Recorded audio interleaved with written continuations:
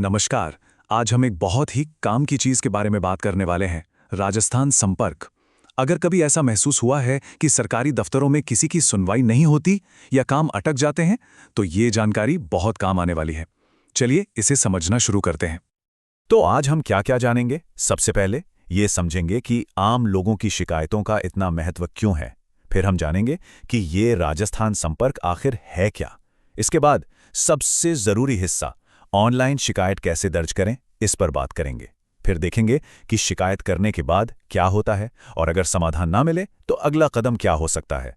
और आखिर में एक नागरिक के तौर पर हमारी आवाज में जो ताकत है, उसे समझेंगे। तो चलिए शुरू करते हैं सबसे बुनियादी सवाल से। अपनी समस्याओं के बारे में आवाज उठाना, शिकायत करना, ये इतना जरूरी क्यों है? देखिए, ये सिर्फ एक शिकायत नहीं है, बल्कि ये तो बदलाव की तरफ पहला कदम होता है। जरा सोचिए, क्या कभी ऐसा हुआ है कि किसी सरकारी दफ्तर में कोई काम अटक गया हो या कोई सरकारी सेवा मिलने में बहुत ज्यादा देर हो रही हो?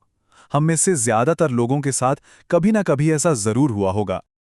और ये जानना भी बड़ा दिलचस्प है कि ये जो परेशानियां हैं, ये कई तरह की हो सकती हैं। हो सकता है किसी को सरकारी योजना का फ़ायदा न मिल रहा हो, या कहीं कोई अधिकारी सही तरीके से काम न कर रहा हो।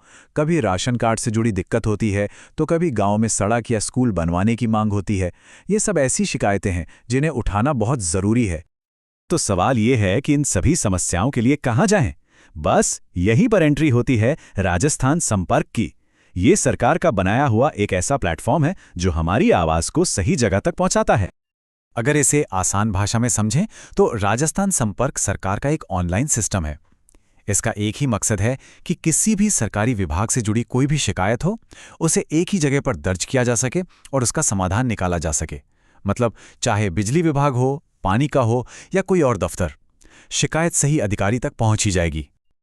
और मान लीजिए कोई ऑनलाइन शिकायत नहीं करना चाहता, तो कोई बात नहीं, बस ये एक नंबर याद रखना है, 181, यानी 181।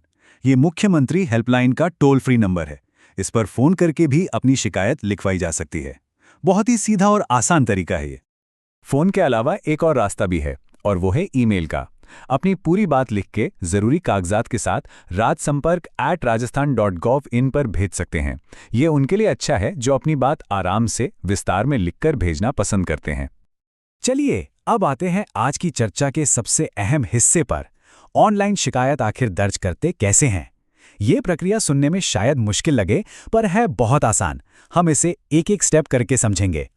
सबसे पहले वेबसाइट पर जाना है, sampark.rajasthan.gov.in। वहां सामने ही लॉज योर ग्रीवियंस या अपनी शिकायत दर्ज करें जैसा एक बटन दिखेगा, उस पर क्लिक करना है। फिर एक फॉर्म खुलेगा जिसमें अपना मोबाइल नंबर, नाम और शिकायत का पूरा ब्यौरा लिखना है।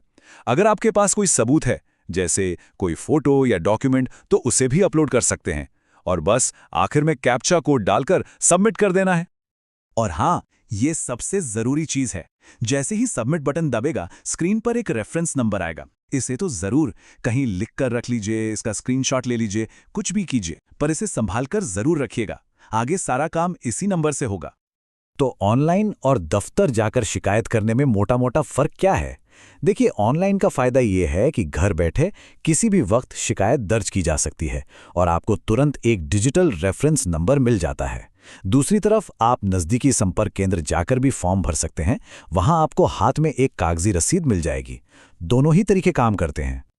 ठीक है, तो शिकायत दर्ज हो गई, पर अब आगे क्या? अब बारी आती है ये देखने की कि हमारी शिकायत का क्या हो रहा है, उस पर कोई काम हो भी रहा है या नहीं। याद है वो रेफरेंस नंबर जिसे हमने संभाल कर रखने को कहा था? बस अब उसी का काम है। उसी नंबर को राजस्थान संपर्क पोर्टल पर डालकर किसी भी वक्त ये चेक किया जा सकता है कि शिकायत पर क्या कार्रवाई हुई, वो फिलहाल किस अधिकारी के पास है और उसका स्टेटस क्या है। लेकिन ऐसा भी तो हो सकता है कि शिकायत पर कोई संतोषजनक जवाब ना मिले, तो क्या करें? क्या हार मान लें? बिल्कुल नहीं। इस सिस्टम में आगे अपील करने का भी एक साफ रास्ता बनाया गया है। अगर आपको लगता है कि आपकी शिकायत का सही समाधान नहीं हुआ, तो आप अपनी शिकायत को अगले लेवल पर ले जा सकते हैं। पहला लेवल है प्रथम अपीलीय अधिकारी। अगर वहां भी बात नहीं बनी, तो दूसरा लेवल है द्वितीय अपीलीय अधिकारी। और अगर तब भी समाधान न मिले, तो शिकायत सीधे मुख्यमंत्री कार्यालय तक पहुंचती है। ये जानना अपने आप में एक बड़ी ताकत है। चलिए, अब आखिर में ये समझते हैं कि ये सब करना इतना ज़रूरी क्यों है। ये सिर्फ एक फॉर्म भरने या एक फ़ोन कॉल करने से कहीं ज़्यादा बड़ी बात है। जब हम कोई शिकायत दर्ज करते हैं तो हम सिर्फ अपनी समस्या का हल नहीं मांग रहे होते। असल में हम पूरे सिस्टम को जवाबदेह बना रहे होते हैं। हम ये पक्का कर रहे होते हैं कि सरकारी अधिकारी अपना काम ठीक से करें, और यही तो लोकतंत्र की नींव को और मजबूत करता है। तो अंत में ये सवाल अपने आप से जरूर पूछना चाहिए, एक अकेली शिकायत क्या कर सकती है? हो सकता है वो एक टूटी हुई सड़क को ठीक करवा दे, किसी जरूरतमंद को उसका रुका हुआ राशन दिलवा दे, या शायद किसी बड़े भ्रष्टाचार का पर्दाफाश कर दे। एक छोटी सी आवाज भी बहुत बड़े बदलाव की शुरुआत कर सकती है।